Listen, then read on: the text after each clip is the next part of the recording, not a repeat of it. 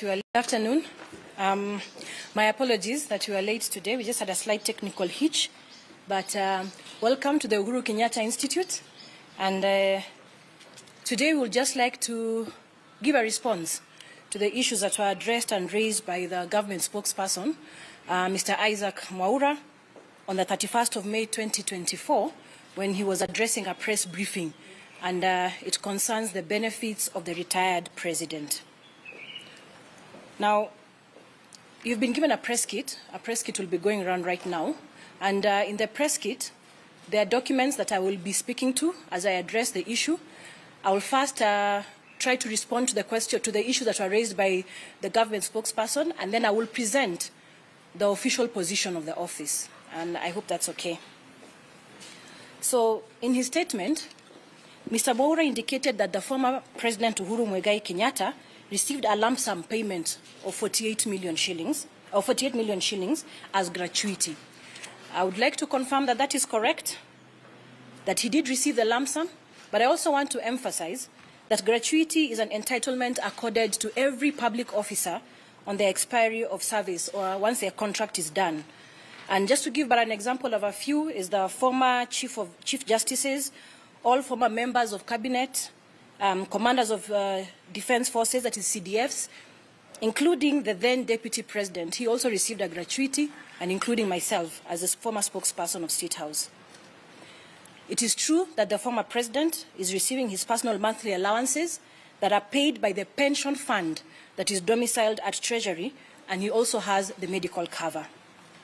Now, on the issue of the retired president enjoying a fully furnished and maintained office space, as alluded to in the statement, this took us by surprise.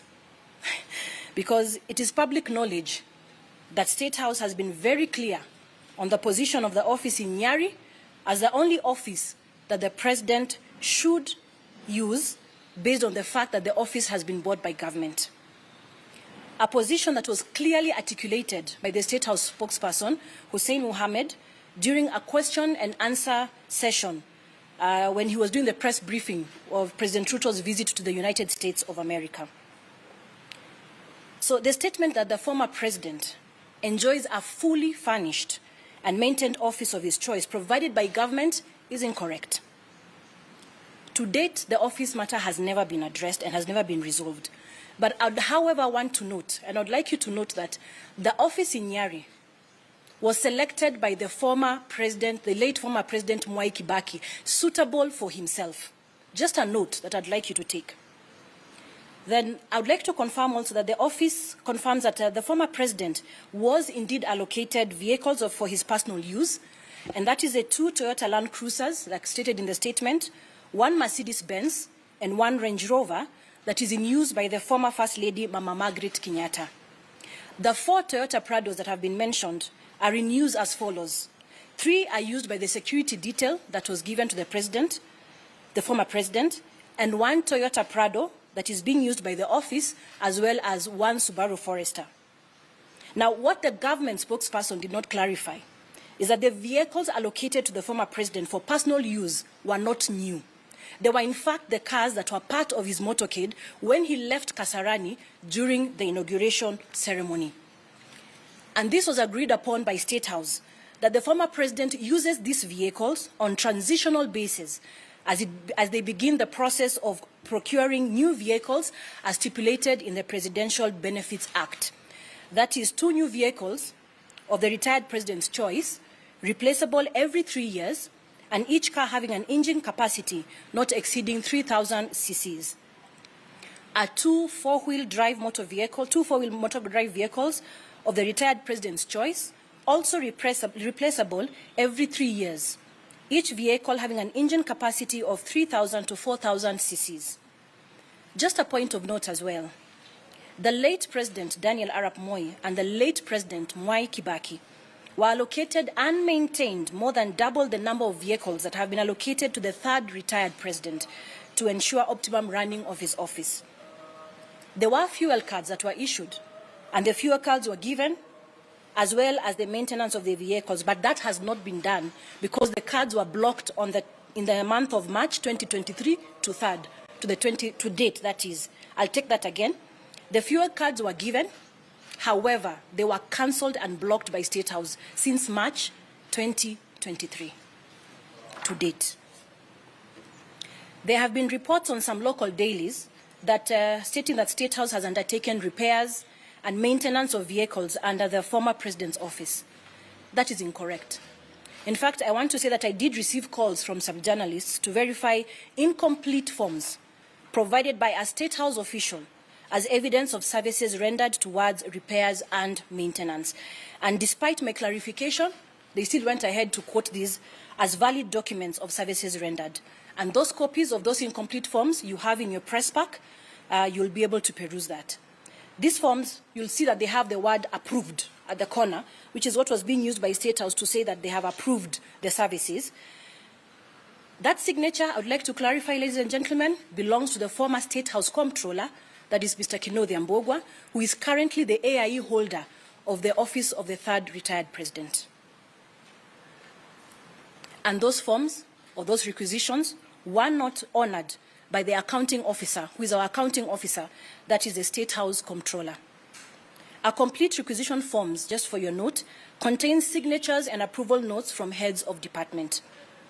It is therefore the position of the office of the third retired president that the government of the day has not undertaken nor facilitated any repairs, maintenance of any vehicles under this office, neither have they fueled any cars under this office. As I finalize on the issue raised in the matter by the government spokesperson, the office still awaits the confirmation and communication on why they blatantly refuse to renew contracts of two professional staff members, the administrator, Mr. George Karaoke, and Mrs. Kanze Dena Mararo, who is the director of communication. There is also the issue of unceremonious withdrawal and intimidation of staff via phone calls at midnight. We have provided a list of the complete staff serving in the office of the retired third president, and would also like to clarify that the list that Mr. Mwaura presented in his statement had the wrong tally. Those members of staff that were there were 32 and not 33, when the Act provides for 34 members of staff. At this point, ladies and gentlemen, allow me now to present the official position of the office of the third retired president of the Republic of Kenya. On the issue of the office, before retirement and during his retirement, the former President Kenyatta has been sought to undertake various international roles, especially within the region, in his capacity as a former head of state. And among them was his appointment as a peace facilitator by the East African Community Heads of State during the 22nd Ordinary Meeting of East Africa Heads of State Summit that was held on the 22nd of July 2022 in Tanzania, Arusha. These engagements necessitated that the need to identify and establish a suitable office for the former president to enable him carry out these roles and provide an operational base for various cadre of staff. Now, with no response from State House and a lack of commitment to finalize on the issue of the office space, His Excellency, the former president, identified a suitable office space, as you can see where we are, and went ahead to fully furnish and equip it from his pocket. A formal letter was written to State House requesting valuation of the office that was identified by the former President Kenyatta as suitable for him to carry out his duties. However, the office did not receive a response on the issue, and instead, the communication that the office received was via text message, by the then in charge, Mr. John Makumi. And in his statement, he indicated the estimates of the property in question, where we are, and that is the office that was selected by the former president. In your communication pack or in your press kit, you will find the communication that alludes to this statement. To date, this office runs on the former president's goodwill as it waits upon action from State House. On the issue of vehicles, as indicated earlier, the former president is using vehicles given to him on a transitional basis. The office would like this to go on record, that after transition, a conversation on the purchase of vehicles as required by the Act commenced between the two offices. That conversation I have made available for you also on the kit, and it notes that the identification of vehicles was done down to the color of the vehicle, and then the conversation froze. To date, no discussions have been revived. We don't know if the cars were purchased or not. On international trips, since retirement, the former President Uhuru Kenyatta has undertaken several official trips related to the roles and duties he has engaged in. And only 2 such trips have been honored. The trip to Ethiopia on matters concerning the peace process led by the African Union, and the one to Burundi that was the 11th summit of the heads of state and government of the East African Community on the issues pertaining to the peace process in the Democratic Republic of. The office did submit other requests for facilitation of trips, but received no response. That too you'll find in your press pack. Now the budget is the 4th issue. Now this is actually the core issue that the office seeks to have addressed: budget allocation. In the year 2022-2023, financial year 2022-2023, Parliament allocated this office 655 million shillings. To date, the office can only confirm absorption of roughly 28 million shillings, spread across payment of allowances for domestic travel, as well as facilitation of the 2 trips that I mentioned earlier that were honored. That is approximately 4.4% of the total budget for that particular year. And this does not include the payment of salaries and medical insurance.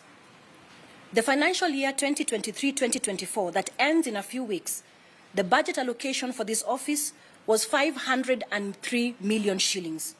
The year is ending without the office having any access to this allocation. The total amount for the 2 years that we have not had access to this approximately 1 billion Kenya shillings. We can confirm that salaries have been paid, as well as medical insurance, but we cannot allude to how much it is. Now, in the coming year, which is 2024-2025, the budget allocation is 579 million shillings. Well, the office waits with bated breath to see if this will be honored. You see, the quagmire that this office is in is that the office cannot substantiate what has been used and where the monies have been used, since several requests and attempts to get budget returns from the accounting officer, who is the State House Comptroller, have fallen on deaf ears. We would also like to distance ourselves from budget estimates tabled in Parliament. Our position is that we had no input on the budget estimates that informed the allocation of 450 million shillings that Treasury projects to allocate the office of the 3rd retired president in the coming year of 2025-2026, which is 475 million shillings for the year 2026-2027, as was reported by the Star newspaper of the Tuesday, May 14th, 2024. You see, after budget estimates are approved by Parliament, the monies are disbursed to the accounting officers through Treasury. It is at this point that our department or office is able to access the budget allocation through the accounting officer as per their requirements. And I just want to state that our accounting officer in this case is our State House Comptroller. The total cost of the plan is then submitted to Parliament as budget estimates. And once approved, the budget allocation will be under care of the accounting officer, who then is expected to allocate the monies to the department office. This process has not happened in our case. The lack of access to our rightful budget allocation has forced the former president, Uhuru Kenyatta, to run the office from his pocket, paying for all the bills the office incurs. Communication. The office notes with concern the choice of communication by State House to this office. State House chooses a verbal form of communication on official issues or chooses not to respond to correspondence by this office. This includes the requisition for fuel maintenance, office operations and facilitation, pending renewal of contracts and budget returns. We all know the importance of written communication in any office to maintain transparency and order. In the press kit that we have availed to you, you will see internal communication within the office to enable us account for actions taken following verbal non-committal communication from State House. We have also seen the continuous onslaught of the office on local dailies, as well as leaking of misleading documents by State House, presenting the office of the 3rd retired president in bad light to the public. It has never been the intention of this office to engage with State House via the public gallery on matters that should be handled between the two offices. The position of the office of the third retired president is a respect of institutions, and as such has remained silent for the last 2 years, hoping for a formal engagement with State House. However, the continued address of the issue in the public domain has informed the move by this office to give a formal response on the real state of affairs. We call upon the relevant institutions led by Parliament, who are mandated to uphold the rule of law and defend the Constitution, the Auditor General, who is tasked to hold the government accountable in its expenditure, as well as a controller of budget, to look into the issues that we have raised. As an office, we are willing and ready to engage. However, it is our observation that there's a lack of commitment and reluctance by the government in fulfilling the Presidential Benefits Act in totality. Now, there was an issue that was raised in the statement about Mama Ngina Kenyatta. So, as pertains the Act, we all know that Her Excellency Mama Ngina Kenyatta, in her capacity as a former First Lady and surviving spouse of the late President Jomo Kenyatta, is entitled to benefits amounting to 50% of her husband's pension. The 3 Range Rovers that Her Excellency Mama Ngina Kenyatta has in her possession were allocated to her by the late President Daniel Arap Moi and the late President Mwai Kibaki during their respective tenures, and replaced accordingly after every 3 years, that is. Now, clearly, the government spokesperson said that they gave her the cars, but clearly the government of the day has not provided her with any vehicles.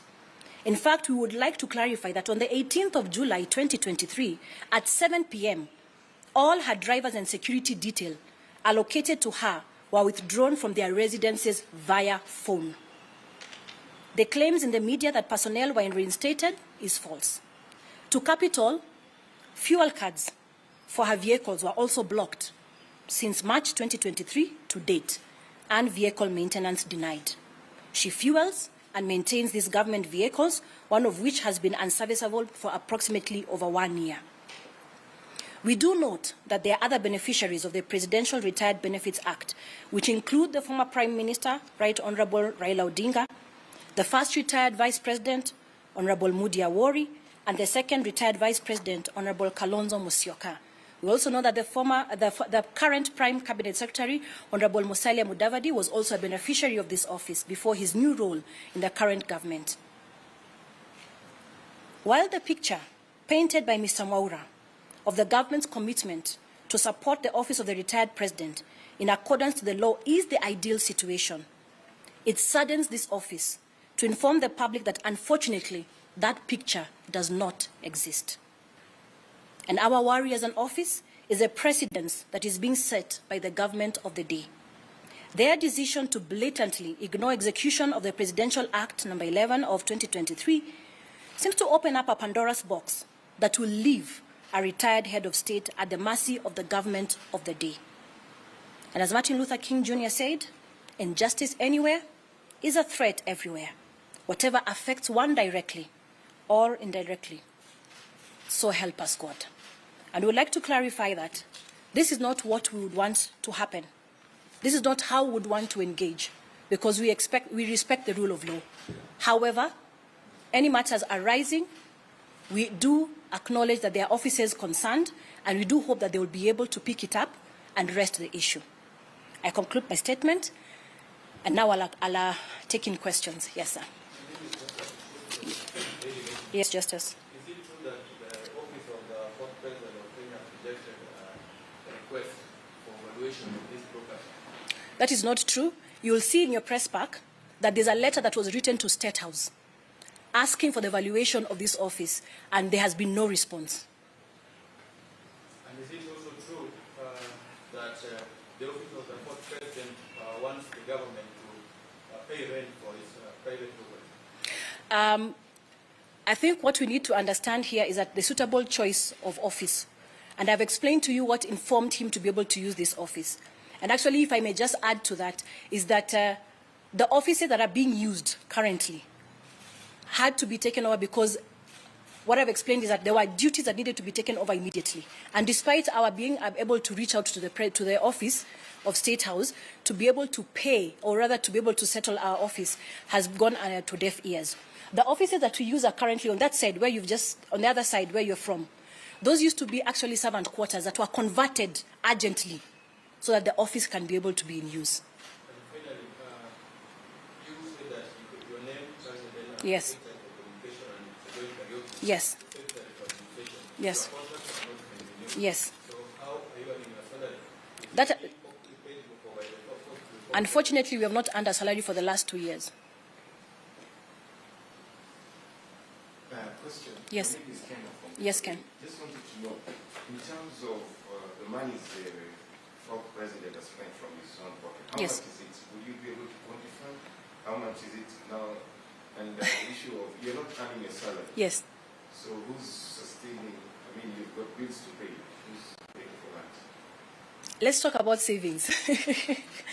That's all that I can say about it. So just talk about savings. And I'm not able to actually quantify on how much it is that the president has been able to spend, because that includes fueling, it includes the foods that we're eating as a staff, travel bills, all those things, electricity. So I'm not yet able to compound in totality how much that is, but it's a rough amount. I don't, Madam Wahu is our administrator, our personnel officer. Maybe she can be able to let that, answer that question. Good afternoon, everyone.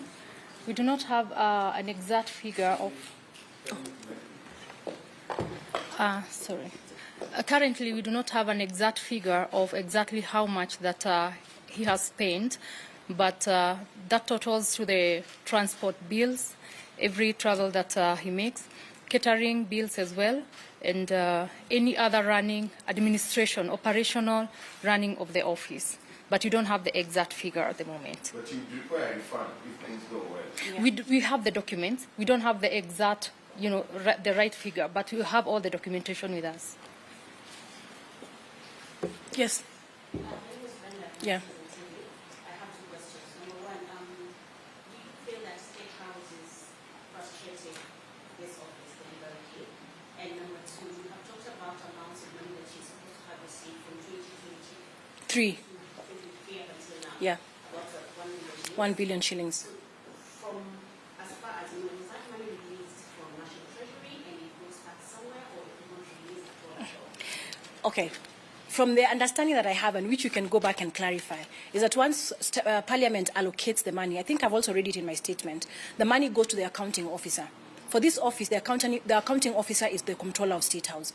So what happens is that once the money comes, we make a request for whatever it is we'll need, whether it's fueling, travel, and all that. So that money is supposed to be released to us by the accounting officer. That is one. On your second question, it is difficult to assess and understand why the actions that have been taken by State House have been taken, but we just notice that there's a reluctance, yes, towards aiding us. Yeah. Any other question? Yes. Yes, Sydney. How far away was to peacekeeping or DRC when the president was heavily involved in that process? And secondly, I want to speak to the timing of this pressure and the strong nature that is happening in the country right now. The spokesman would speak some time back. So this timing is speaking to whatever is happening in the country politically. Okay, to your first question, I think the pressure today was about the office and the status. So on peacekeeping, we will address that much later. In terms of the timing, you did realize that he did the presser, I think, last week on Friday. It was not a long time ago. He did the presser last week on Friday. Last week, but one on Friday, I think. Last week, but one on Friday. What we needed to do and why we took time was we wanted to ensure that what we are bringing before you is the true position and with evidence, so that we are not just alluding to a statement, but we want you to have the evidence so that you may be able to understand the correct position of this office and what we stand for and what we believe in and what is true, which is want to make it public. And the reason why we've been able to respond is because they formally responded through the government spokesperson, and we felt that that was now the opportunity for us, as the Office of the Third Retired President, to also make our formal response so that people get to understand that this is where we are at. So it has nothing to do with any political indication in the country right now. Yeah.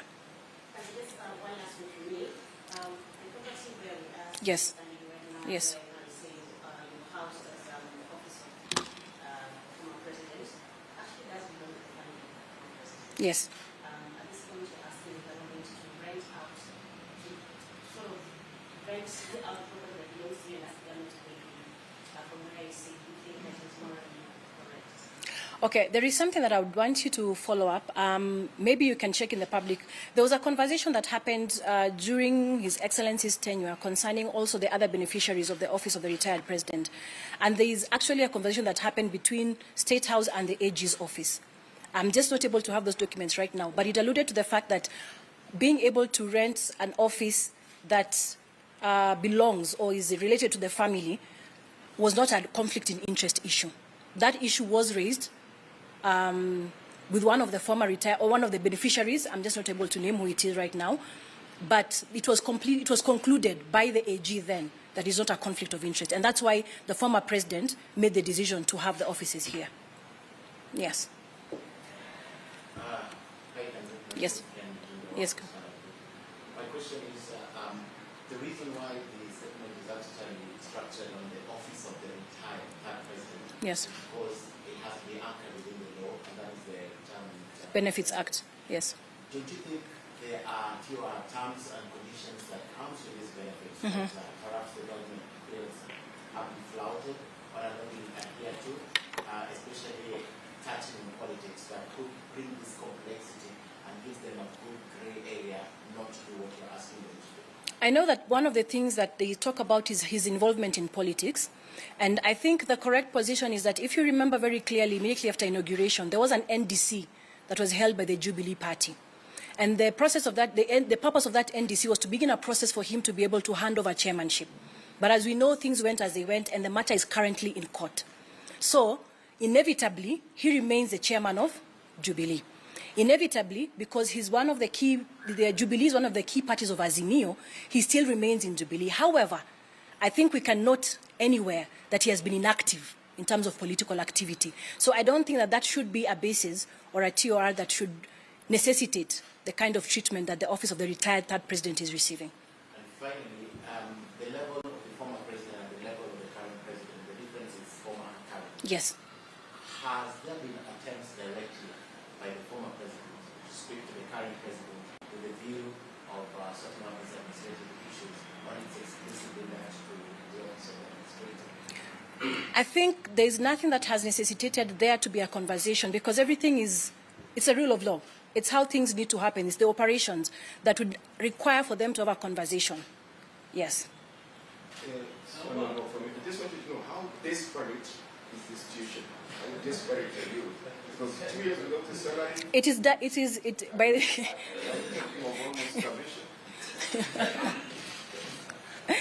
Well, we thank God for His mercies. That's not where we are at right now. But actually, it's not fair. Let's just say that it's not fair for us to have waited for 2 years and going, and we still don't have an idea when that's going to end. Naam.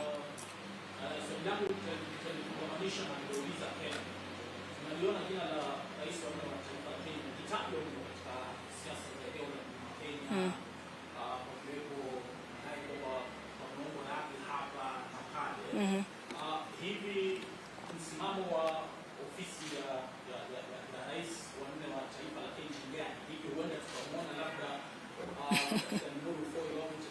itakuwepo na kama hayo. Hilo la kwanza. Kisha la pili, nitaomba utupe muhtasari katika lugha ya Kiswahili wapo utakumani mwishoni mwa kipindi hiki cha maswali na majibu.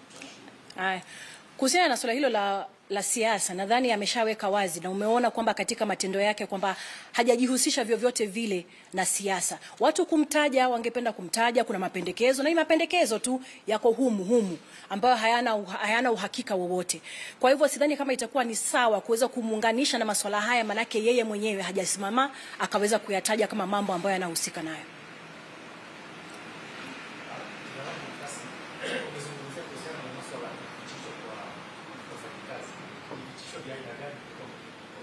Wamekuwa wanapigiwa simu usiku na wanaambiwa waende katika station tofauti kuliko ile ambao wameletwa hapa.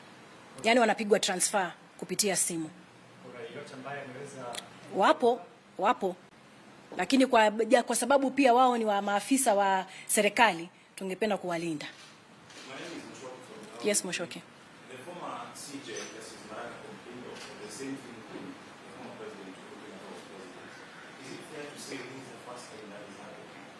that happened Sorry. The former CJ. Yes. Yes. The complaint of the same. The former, but you see, the Chief Justice is not part of the Retired President's Benefit Act. He's a public servant. His matters are handled by judiciary. Right? He was complaining of not getting what he deserved. Yes. But that's what I'm saying. Their benefits are under judiciary, not the Presidential Benefits Act.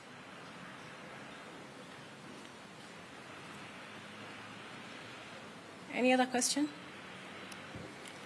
Haya, kwa muktasari basi, ningependa kusema kwa muktasari sasa.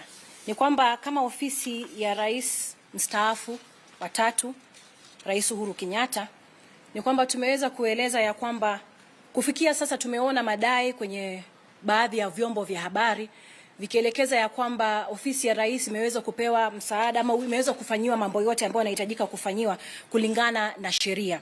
Lakini ukweli ni kwamba swala hilo halijaweza kushughulikiwa, manake kama unavyoona ikiwa ni katika mgao wa bajeti, ofisi hii haijaweza kupata mgao huo kupitia katika mwaka wa 2022, 2023, mwaka 2024, mwaka 2023-24, ambapo katika mwaka huo wa kwanza mgao ulikuwa ni shilingi 1655, na kwa sasa tunaweza kusema kwamba kuna takriban asilimia 30, milioni 30 ambayo tumeweza kutumia.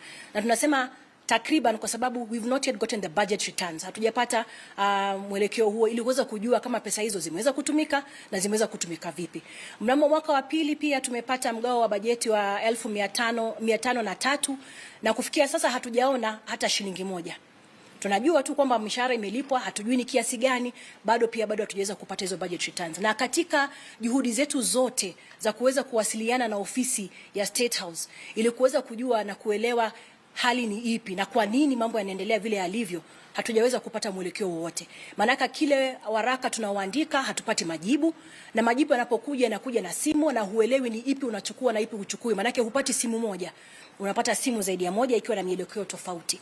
Kuna lile swala la magari ambalo lilikuwa limezungumziwa.